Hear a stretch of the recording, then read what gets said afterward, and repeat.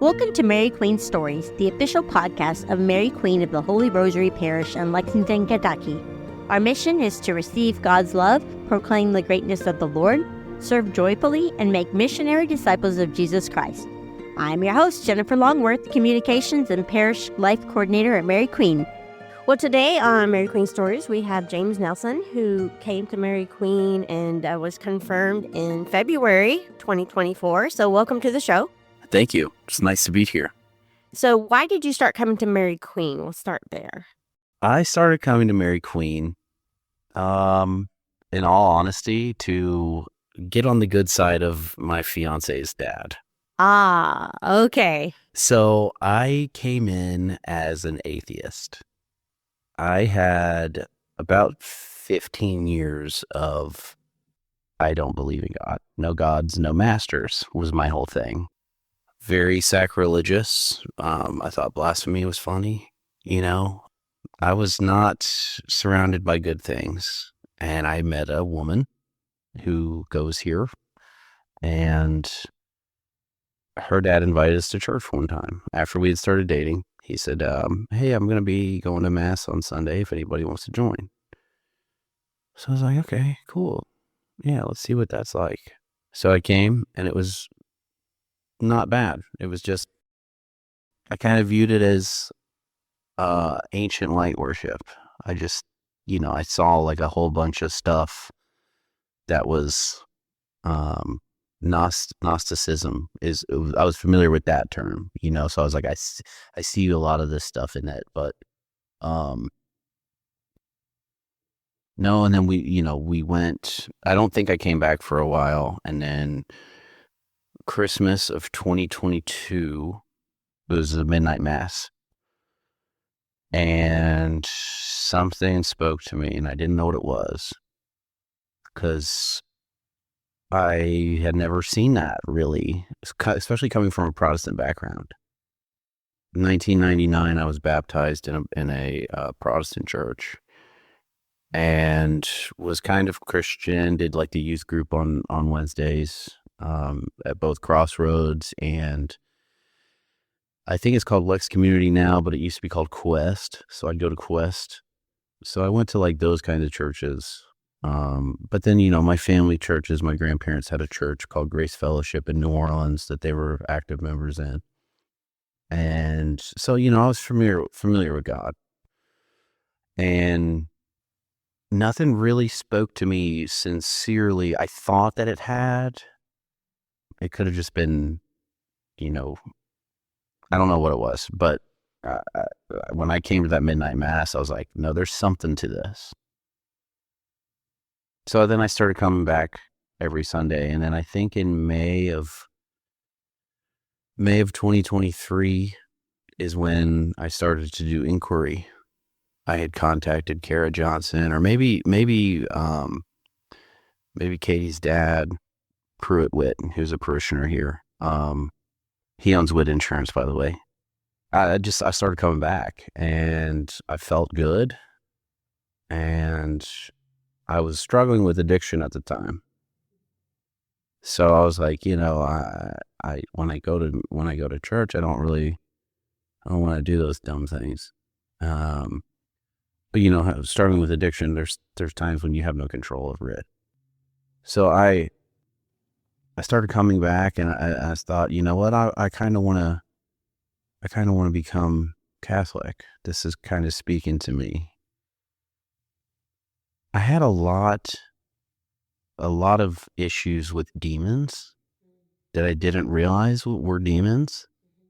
And I don't really want to scare anybody. But I they've manifested themselves in front of me. I used to hear them talking to me. Wow. I could hear them walking around my house. This was all, I guess this was right after COVID. I had moved into a nice new house downtown. It was big. There was a lot of old in it. There was a 100-something-year-old house.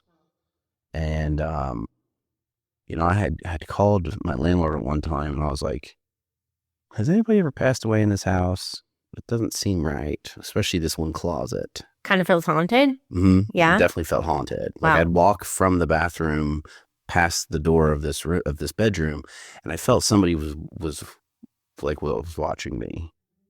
Felt a very heavy presence in the closet. And my child's mother at the time, when I was living with her, I'd ask her, "Hey, do you feel anything weird in this room?" She's like, "Yeah, sometimes I do, especially at the closet." And I was like, okay, so there's validation there. Yeah, it's not just me. It's not just me. I was continuing drinking a lot. I'd never really thought much of it. I just, whatever, an old haunted house. Me and her had split up, unfortunately. Things didn't, they kind of came to a blow. And she had moved, I had moved out, and then I got the house back, and she had moved out. And I was there alone a lot with my son.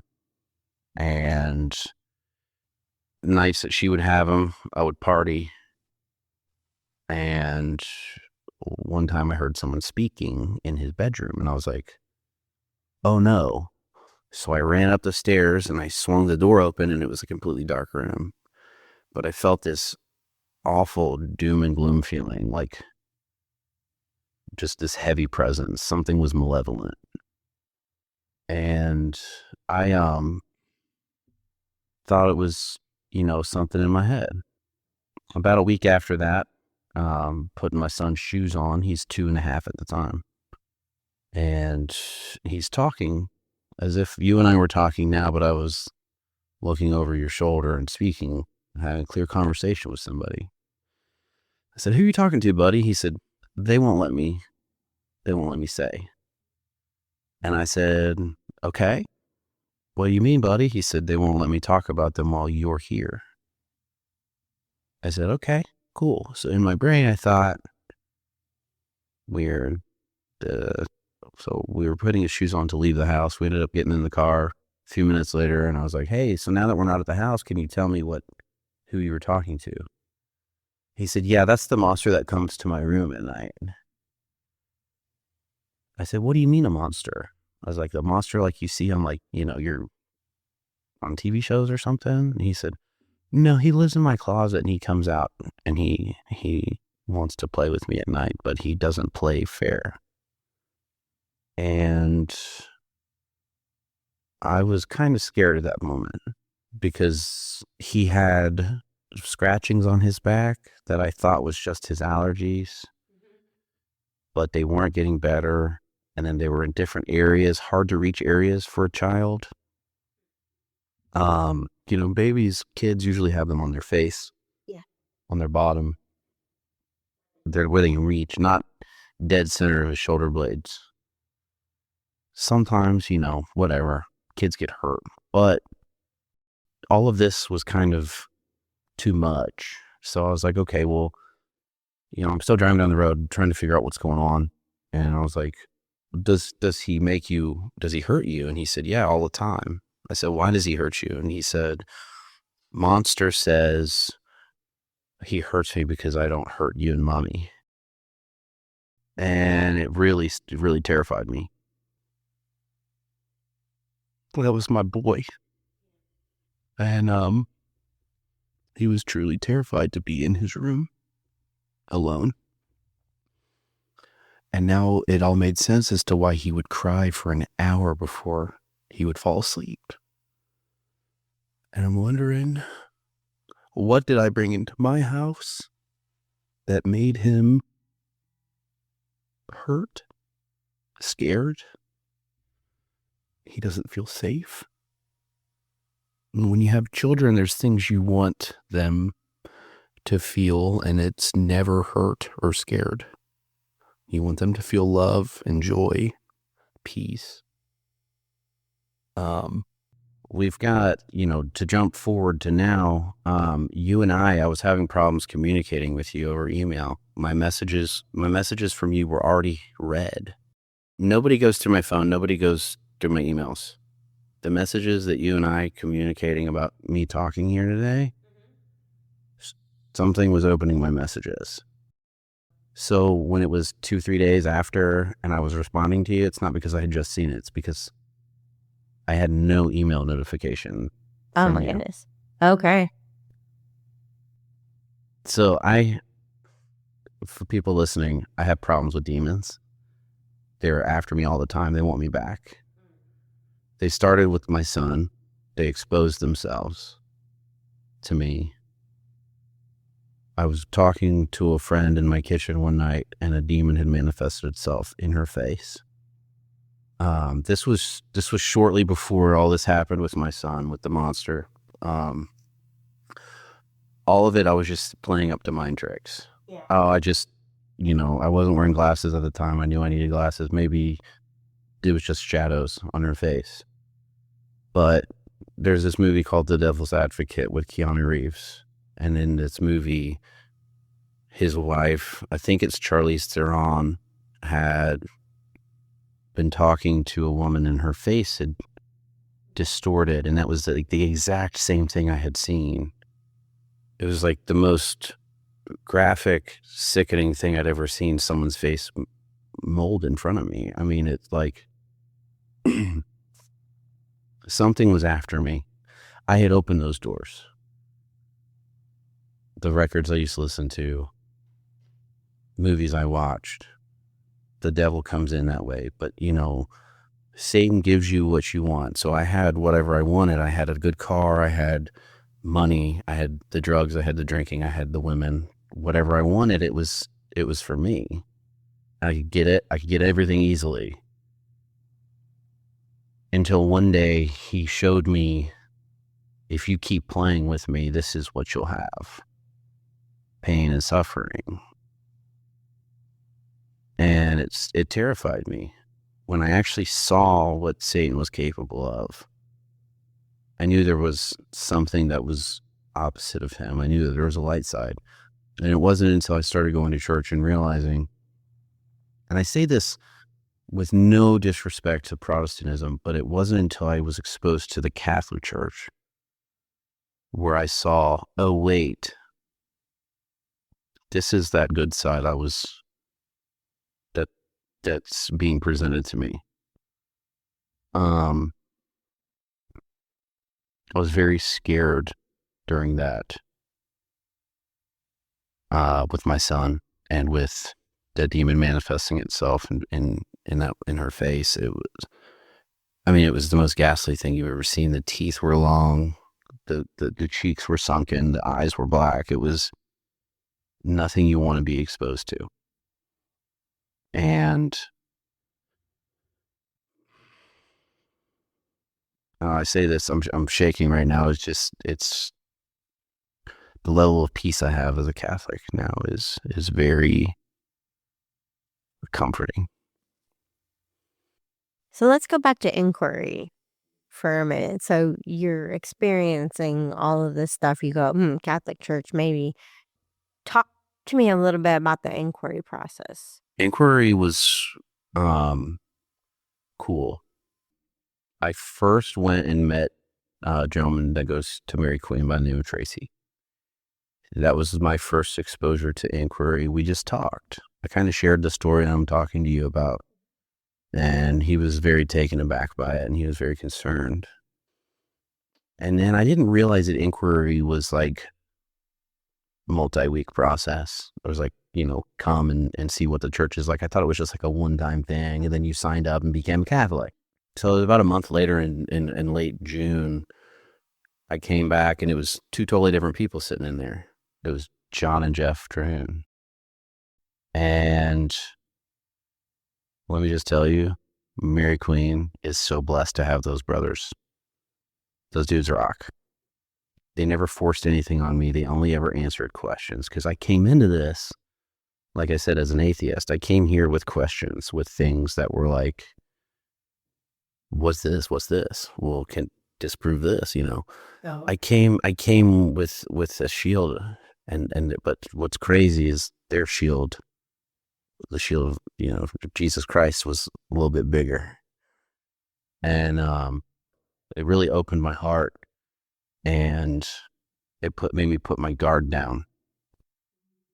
For the first time in my life, I talked with men who cried to me about how good their life was after meeting Jesus.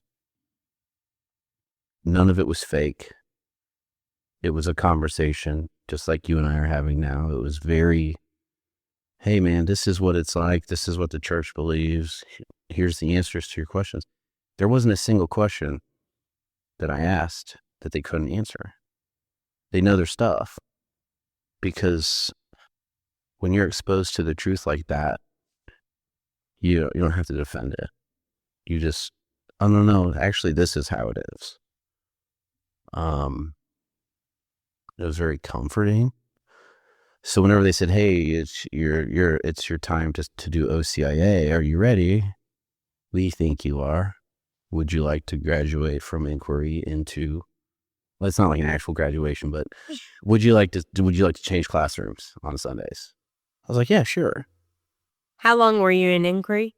I want to say I was in inquiry for, I think, 5 months if you go from when I started, was my first session with Tracy in that May. But they were like, hey man, you're a completely different person when you walked in here. We love who you've become. It's your real self. If there's so many years I had this defense. I had the dyed hair and the studs and the studs on my leather jacket. I had this, the skinny jeans and the boots and I had no laws. And now I realized, hey, when people look at me, they form an opinion, and maybe I should come off as a nicer person, because I came off as a big bully. I mean, I came into one of the greatest institutes of all time, fists up, like, no, this is how it is. And then they were like, wait, your fists are up, but our arms are open. Come in here, let's talk. And it kind of changed my mind on the human race. I mean, it changed my mind on everything. The humility that people have, how humble everyone was, there's no ego. You go to some churches and there's like this dude that's up there like, this is how it should be, you're doing things wrong. But then that's like, you come here and it's like, hey, we're all doing it wrong every day. Come here, let's be wrong together and try and make it right. Overwhelming sense of comfort when it comes to the church. And I think I like that. So you moved on to OCIA, and so that's every week, holding you accountable and then dumping all the good Catholicness into your brain, right? Yeah. Yes, absolutely. Because the inquiry stage is like, get to know the church, and then OCIA is, this is the foundation. This is this is the Bible study. This is the Bible school. And we're going to teach you some stuff. We're going to let you watch some good videos. We're going to have guest speakers come in. Father Ben, when he was here, came in, taught maybe 1 or 2 times. Kathy and Melinda and Tracy are awesome. The fact that they get together every week and just love everyone who walks in that door and accepts everybody. They don't tell anybody they're doing anything wrong. They just want to spread the word of God. And it's a lot of people, they get overwhelmed when they start something new. And that was the most underwhelming thing. And I don't mean that in a bad way. I mean it as in like, maybe that wasn't the right word, but it just was comforting. I mean, it was just, hey, have a seat. This is what a Sunday missal is. That's yours now. It was just so inviting. My whole life, I've only ever been told the Catholic Church is a non-smack in the back of your hand, or, people, you have to go confession, blah, blah, blah. It's like, no, like, this is like the most openly accepting place I've ever been in my life. It's really cool. OCIA is very, the process the Mary Queen has set up with the inquiry first and the OCIA being as long as it is, Or, if you're not baptized, it's a little bit longer. But if you are baptized, they say, you're a child of God. We recognize that. When you're ready, let's do this. They get you a sponsor. My sponsor, Alan Krasinski, was a really great dude. Couldn't have asked for a better sponsor. His family's very welcoming, very great people. I liked the way that Mary Queen did the initiation. Very cool. It wasn't too drawn out, and it wasn't super down your throat or anything. It was just very come as you are, take it, day by day. If you can't be here on Sunday, that's okay. Yeah. But let's regroup. Where'd you leave off? That's cool. I want to ask you about your first reconciliation, your first confession, because I'm a convert as well. And I remember mine, and I was there forever, and I cried and all the things. So just with your past and the stories you've shared, what was your first reconciliation experience? It was an hour and 10 minutes. Okay. I went through all the 10 commandments. I had broken like all of those, like every one of them. I say that laughing, but only because I guess that's just the way that people handle dealing with pain. But no, I genuinely, it took an hour and 10 minutes. It felt great. The first confession came before confirmation. I confessed my sins, and there were things that I had not even thought about in years. Oh wait, I did this too. Hold on, Father, let me confess this to you. And after he offered my penance, I closed my eyes. We prayed together, and it was as if I had not closed my eyes. It's how bright it was inside my head, which I later learned, someone had told me that was the light of life, of like, hey, no, seriously, you confessed, it's washed away, it's gone. And I felt such a sigh of relief. I thought at that moment I would get better at like praying. I was not good at praying until honestly like 2 months ago. I was horrible at praying. I didn't know how to do it. And then, I was familiar with the rosary. I was introduced to that inquiry, but it wasn't really until the month of the rosary last month when I sat down, and I think I did 21 or 22 days. I didn't do all every day of the month.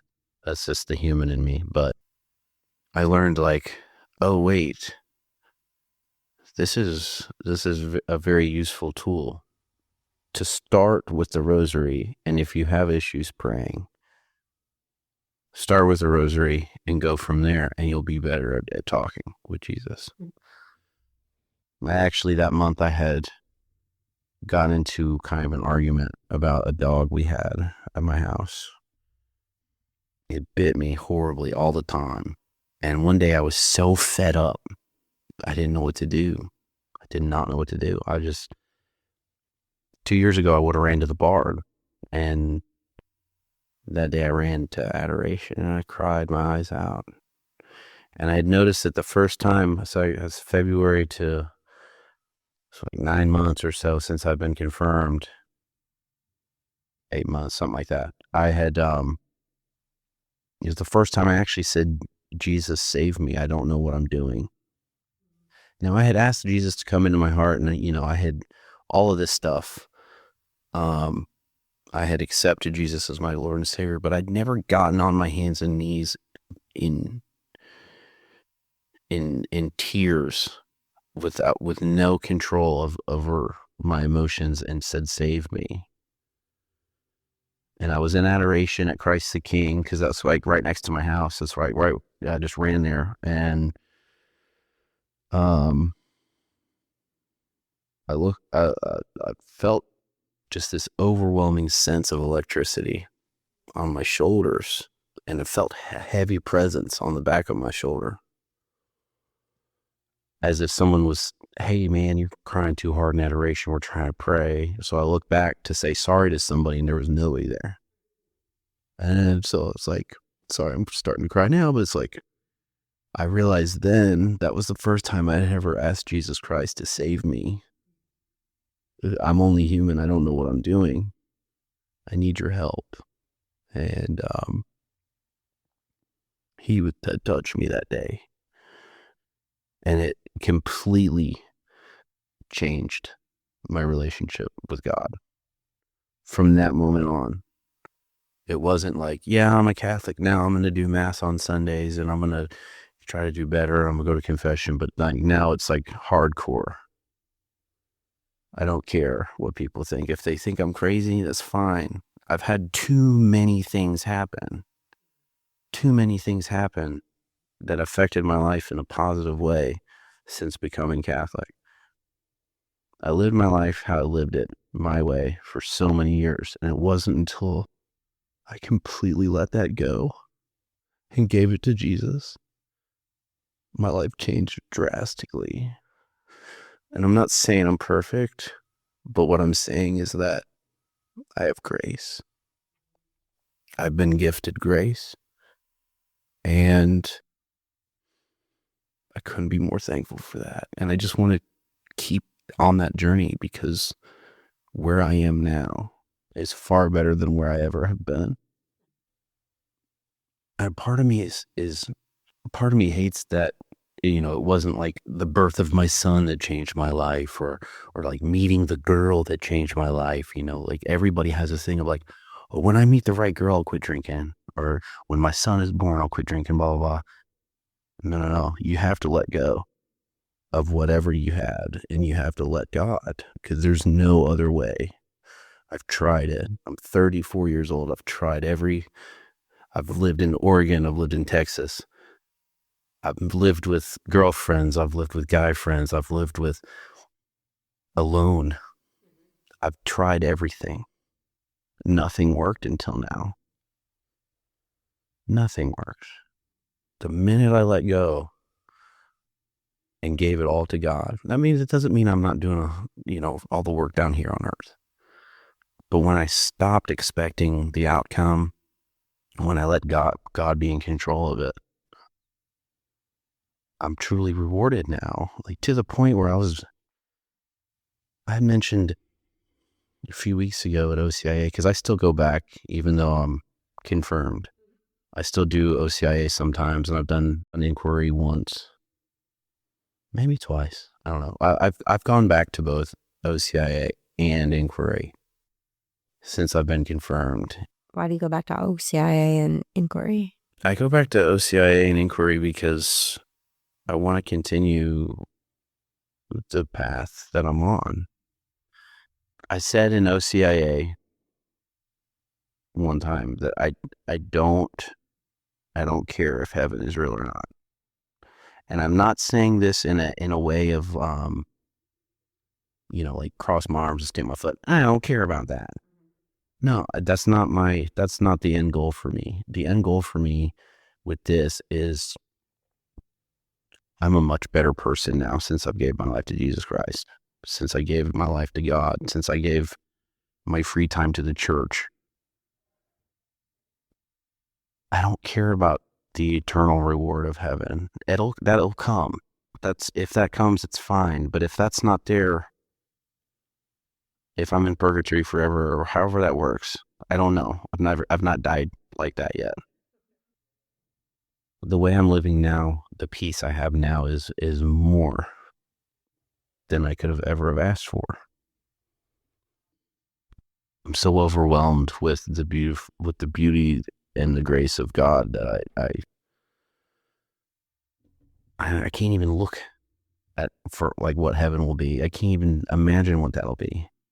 I don't want to. What I have now is good. What I have now in this life, in the world that I'm in, is more than enough. Yeah, I'm so unworthy as a human. I don't deserve what God gives me. But I know that what He gives me is great. I want to thank Mary Queen for doing what they do the way that they do it. I've seen a lot of people come into the church during, before, and after my OCIA and inquiry process. And the numbers are outstanding. How many people are coming into the church? It's really beautiful. So what's your message to those people? Or someone who's like thinking and hasn't taken the plunge to even start inquiry, but is like inquiry. Don't expect my story to be the same as yours. Not everybody's going to go through what I went through to receive the healing hands of God. Be patient, pray. If you don't know how to pray, start at the rosary. Start at the rosary and go from there, because that's really opened my eyes to what prayer is. It's opened my life up a lot. I mean, to the point where I crave it. I'm like, I'll do a decade on the way home from work. I just, sometimes I feel like the rosary isn't long enough. Sometimes I feel like Mass isn't long enough. The Mass is the best gift that the church gives us. The altar, the sacrifice, the Eucharist. It's the most beautiful thing I've ever seen. Sometimes I get so overwhelmed, I cry. I just cannot believe how beautiful it is. See, and that's what heaven's going to be like. So even though you're not heaven thinking, but Mass all the time. I mean, Mass is like the coolest thing in the world. I wish I could go all day. I've thought, like, what's it like to be a monk? The freedom that monks have, the freedom that nuns have. I look at the freedom that priests have. And that's why when people say pray for our priests, pray for our monks, pray for our nuns, they need it. That's a level of dedication beyond words. I mean, whew. I look at it sometimes and I think, man, that's cool. It's just the coolest thing that we have that gift. I went, took a journey to Gethsemane in Bardstown. The vow of silence, amazing. I don't know if I could do the silent stuff. It would be hard for me. Uh-huh. But it also, I think that it's, that's what they say. It's not supposed to be easy. Worship isn't supposed to be comfortable. It's not supposed to be a concert. It's not supposed to be a comedy show, a TED Talk. It's not supposed to be any of that. It's supposed to be a sacrifice. I mean, the least we could do, come in here and pray on our knees a little bit. Jesus, he was hurt so badly on that cross, they think his spine was exposed on it. So every time he took a breath, can you imagine how painful that was? And the whole time he was carrying that cross, he didn't complain once. Yet we're over here like, man, I can't believe traffic was so bad. What a beautiful man, Jesus. I mean, I get all emotional. Sorry. At the end of each podcast, I ask what part of the mission statement resonates with you the most. So to review, the mission of Mary Queen is to receive God's love, proclaim the greatness of the Lord, serve joyfully, and make missionary disciples of Jesus Christ. Now, I can hear all four of those things within your story, so I don't want to guess. Oh, well, what right now in this moment anyway, which one of those is resonating with you the most? Serving joyfully. Serving joyfully is something that resonates with me because there's a lot of times when the human element gets involved and you don't want to serve. And I think of that Padre Pio prayer, stay with me. He says, stay with me, Lord, for it is necessary to have you present so that I do not forget you. You know how easily I abandon you. Stay with me, Lord, because I am weak and I need your strength that I may not fall so often. Stay with me, Lord, for you are my life, and without you I am without fervor. Stay with me, Lord, for you are my light, and without you I am in darkness. Stay with me, Lord, to show me your will. Stay with me, Lord, so that I hear your voice and follow you. Stay with me, Lord, for I desire to love you very much and always be in your company. Stay with me, Lord, if you wish me to be faithful to you. Stay with me, Lord, for as poor as my soul is, I want it to be a place of consolation for you, a nest of love. Stay with me, Jesus, for it is getting late and the day is coming to a close and life passes, death, judgment, eternity approaches.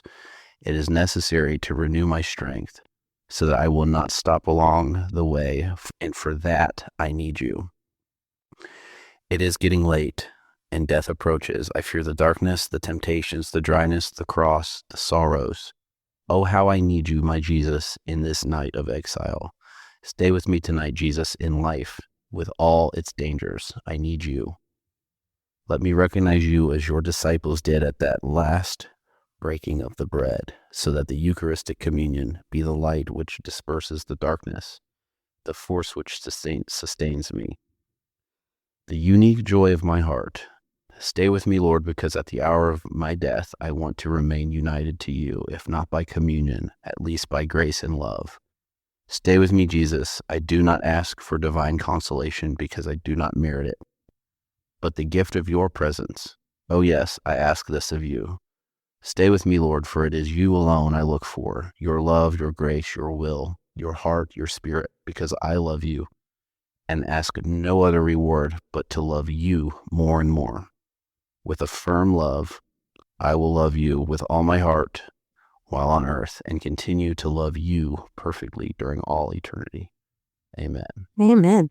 I think serving joyfully resonates most, especially within that, because you realize as a human, you need Jesus. And to continue to serve, you need his help, and you need it badly.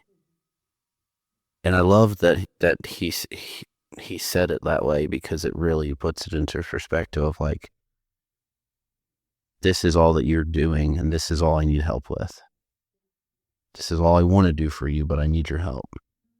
To serve joyfully, to be happy. Don't feel like you have to do it. Do it because you want to, with a smile on your face. Thank you so much for joining me, James. Thank you for having me on here. Thank you for listening to Mary Queen Stories. To connect with us, visit mqhr.org/podcast. Until next time, and always, Mary Queen of the Holy Rosary, pray for us.